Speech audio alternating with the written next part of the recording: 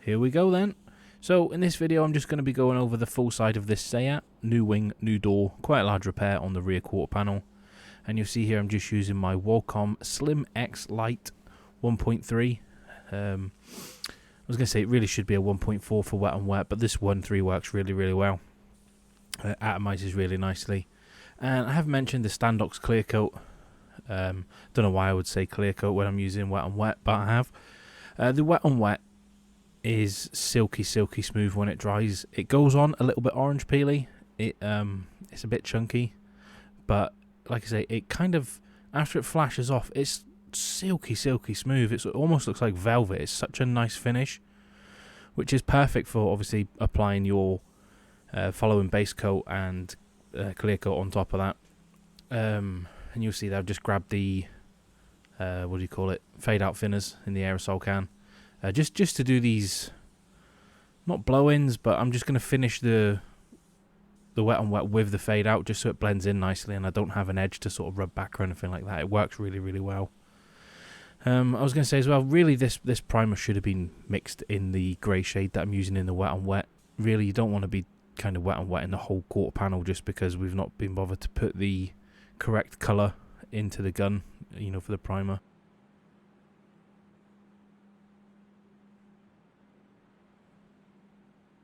And you see here I'm just using the fade out like I was saying, same as you would on a smart repair or anything like that, just over the edge of the wet on wet here, and it just blends in so nice.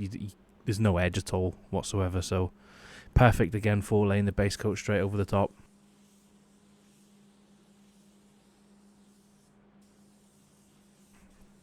But I do believe back in the day, this is quite an old video, but when we were doing the jobs, we didn't have a lot of time during the day for priming and things like that, so what we used to do was sort of batch prime jobs at the end of the day, so more than likely it was myself, so I'll take responsibility for not putting the right colour on the car, on the quarter panel. But it's one of them, it's a little bugbear of mine. I remember working in a place and we were using Sickins, and they've actually got coloured primers, coloured high build, and there was an orange Jeep we were painting, and we had the primer shade was almost exactly the right colour match for the orange of the Jeep.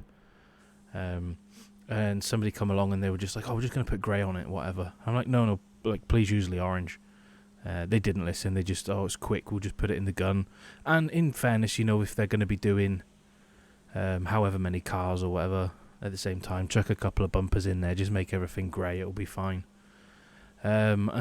Me being a bit lazy that day, maybe, I tried to just paint it with the base coat. It took me 6 coats of base to cover the orange when we could have just done it that way. And again, I'll take the blame there as well. I should have used the orange wet on wet, but I feel like sometimes in a production shop I shouldn't have to be wet on wet in repaired panels. If we've got primer and it's the right colour, why aren't we priming it the right colour? So, rant out of the way.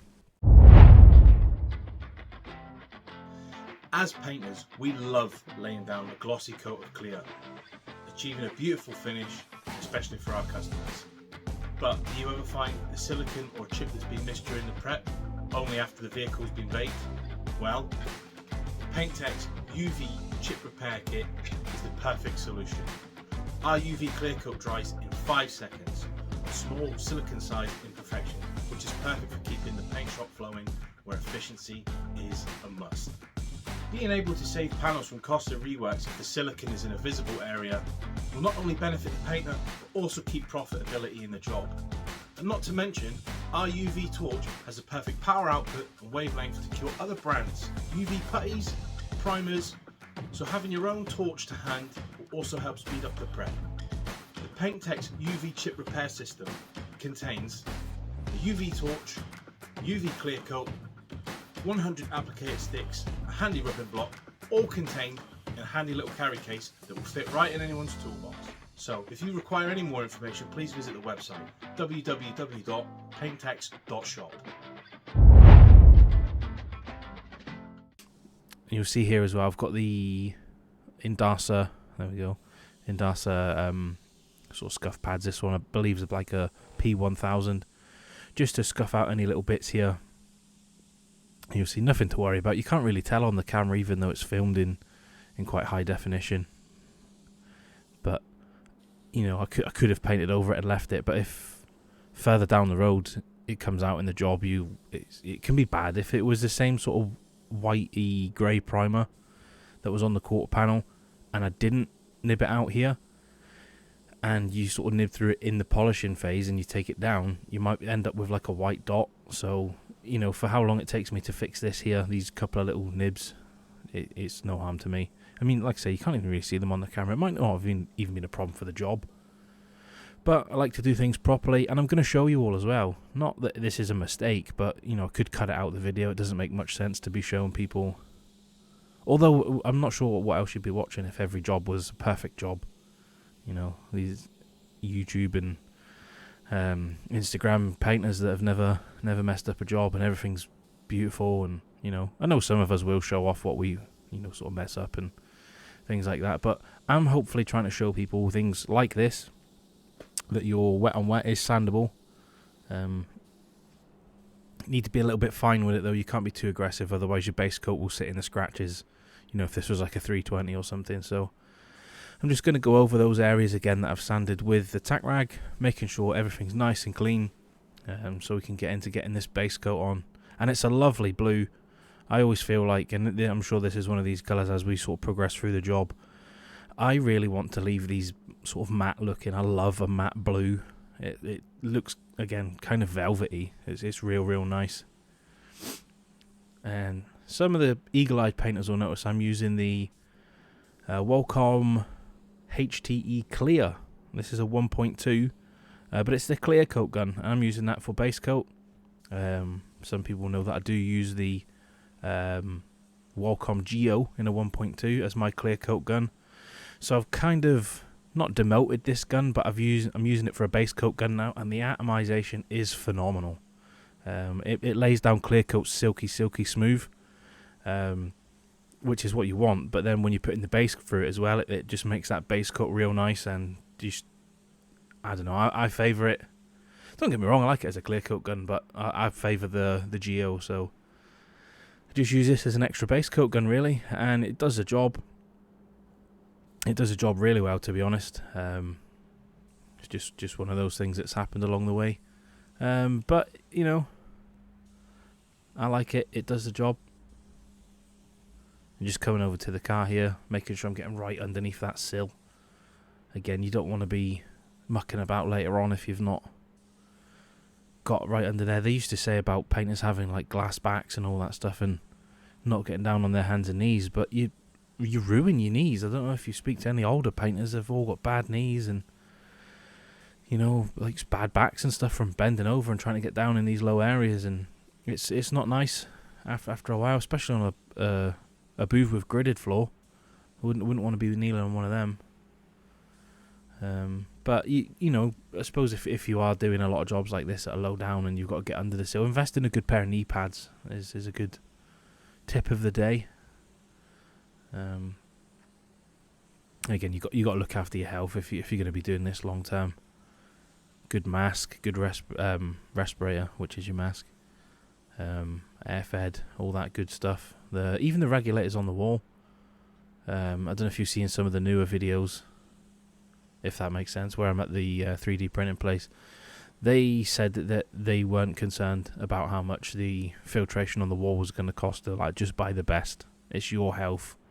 You buy the one that you think is the best for you. So I went with the SATA fresh air system. Again, it's your health. If you're going to be doing this long term, you need to look after yourself. You can't just be, it'll be alright, and you're not keeping on top of changing even the filters in the mask or within the ones in the wall. You know, you need to keep on top of it.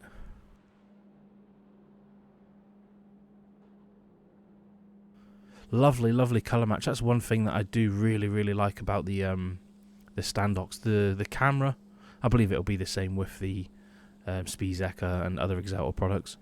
But camera in the cars and stuff, I remember we were getting such good colour matches, like 97, 98, 99% colour matches on jobs. To be honest, I barely ever wrote down a colour code or had to go away and do multiple spray out cards because I wasn't sure what colour it was or anything like that. We'd just literally camera everything that came in. If we did get like a 3-stage pearl or oh, what are they called? Like a candy job. I know they're not called candy jobs. But your Mazda 46Vs and all that sort of stuff, we would do a spray out beforehand just to make sure we know how many color coats are going on there of the tinted clear.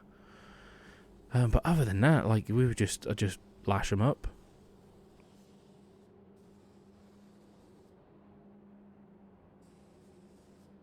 Line the cars up, camera them, mix the colour, off you go, easy peasy. I mean, I really did get on well with the camera there, and you'll see with this one, it turns out spot on in the end, as we get through it all.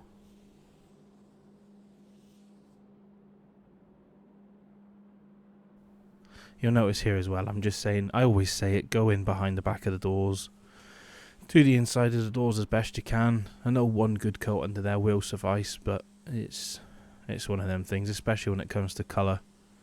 I do recall working in a shop a long time ago, watching a manager scream at a painter saying he hadn't got completely under the door.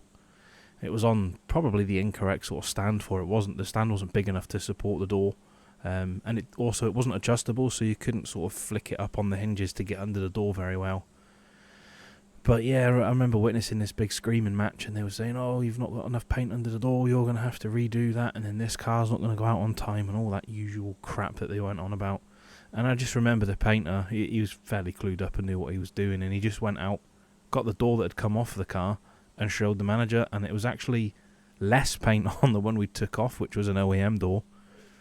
And he was like, look, we've got more paint under there than the factory had, just because it's not fully, it was a bit transparent under there, but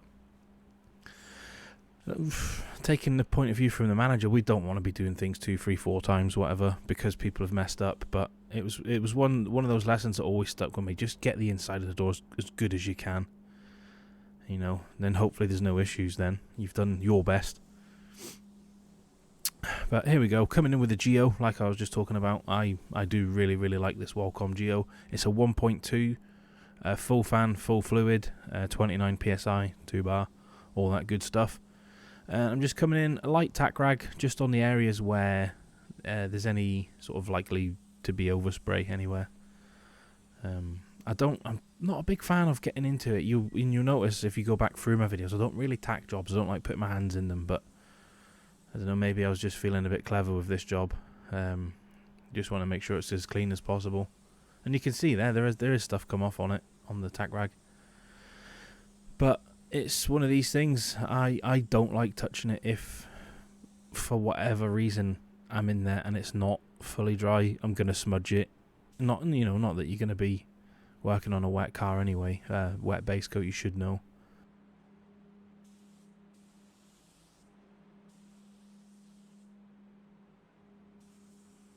We'll get into it here. Like I say, full fan, full fluid, with the Standox K9550. Not sure what hardener and thinner, to be honest. It's been such a long time since I've used this product, but it's such a beautiful clear coat. I always do kind of 2 80% coats, should I say, or like an 80% and then a full wet, but basically 2 full wet coats. Like to put it on, give it sort of 5 minutes, go and do your tacky test, use the tape on the edge of where you've masked up just to make sure that you're getting a good representation of sort of how dry your clear coat is, and then just hoof another one on. And this does stay where you put it.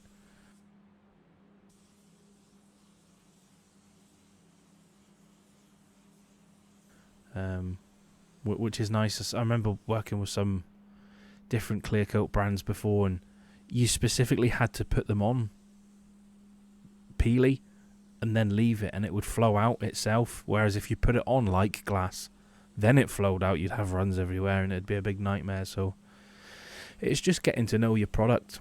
I believe I put 10% thinners in here. I think it calls for 5, but I like to put 10 in. It just gives me a little bit less orange peel. I am a massive tart. I always say about it, I don't want to be chasing a finish. If I can avoid it, I don't want to be trying harder than I need to. But at the same time, if it's quite a chunky clear and it's got a little bit of peel to it, I don't want to have to send it out and then, you know, the polisher in this shop, I was the polisher, I was polishing my own jobs, to look at a job and think, oh, I've got to sand that whole panel because it's a little bit too orange peely for me, is no good. You know, you're going to spend, you know, an extra 20-30 minutes on the side of this car sanding out orange peel, which if you just take the time to understand the clear coat and understand how you paint, and just, you know, everybody talks about dialing it in and give me a week or two and I'll be able to sort of figure out exactly where I need to be with the clear, is what you need to do. You need to figure it out as soon as possible, just to save yourself that time. Especially some shops will run a bonus scheme, and if you can save yourself, you know, those 20 minutes, then, you know, that's 20 minutes you could be prepping or possibly getting another job through the oven. So it's just one of those things for me. I like to kind of dial it in, add that extra 20, not 20, don't do 20, that extra bit of thinners, and then just getting that nice finish on there. And here we go, you know, again underneath the door, making sure it's got as much paint and product under there as we need, because we don't want to be under there, don't want someone to realise later on down the road, oh, this is dry or whatever, or you've just not been bothered to get down on your knees and get under that door. Get under there, get it sealed, get your good coat under there, and then jobs are good. And really, you don't want to be coming back in to do the underside of a door.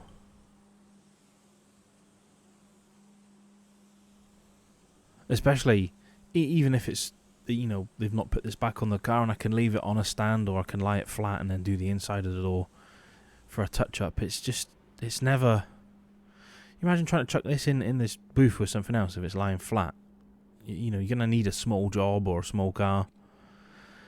Try and push it around the back of it or whatever. It's just not going to be practical. So just pay attention.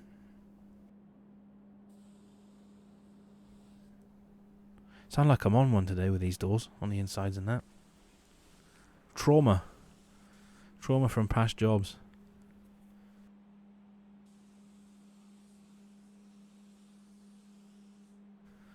But here we go. We're coming into the final coat here, and this is where the fun happens. Let's get that big wet coat on there. Let's get it looking as nice and as glossy as possible. That's what we want. Especially as painters. Like, I love it when you get the job and it comes out as good as it can be. You know, minimal dirt, all that sort of stuff, and you just think, you know what? I've done a nice job there. You get a sort of lot of job satisfaction from doing a nice job, you know, putting your best foot forward and going, you know, I done that. Not that you get any thanks for it in a lot of places.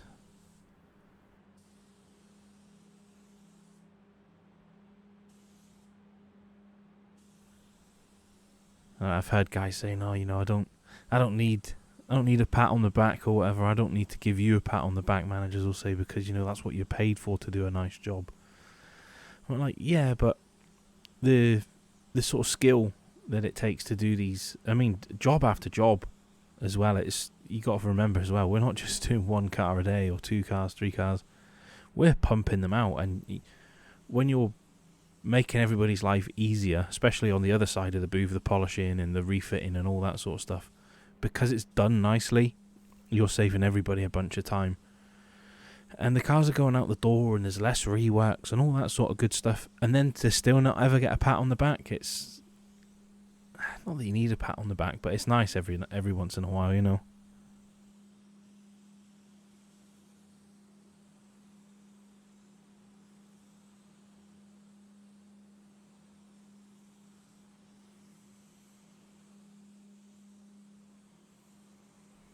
I have had it here and there. I do remember a manager saying to me, I painted a Fiat 500. It was a yellow thing. Done the roof and I think both quarter panels, and it was immaculate. I was really proud of it. You know, I think there was like 2 nibs in the roof, and that was it. There was nothing. It was really clean. And the big manager, he did see it. He was sort of above.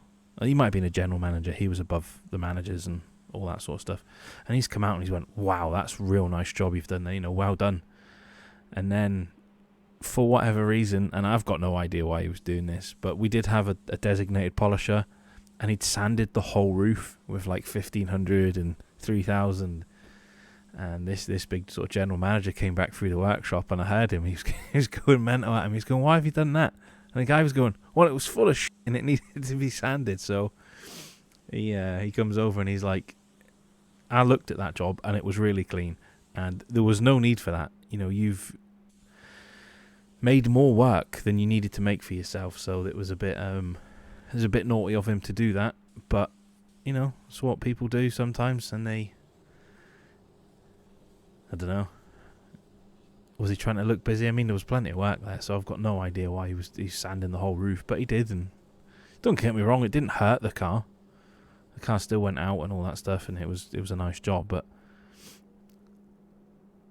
and I suppose as well, here's one for you. As a painter, and you've done a really clean job, and you are fortunate enough to have a polisher, to see someone go to town on a job that you've done like that it's soul destroying. You're like, hang on a minute, that was really clean, and then you've just took 1,500 on absolutely battered the roof, you know, Trizacking it and all that sort of stuff, and for what?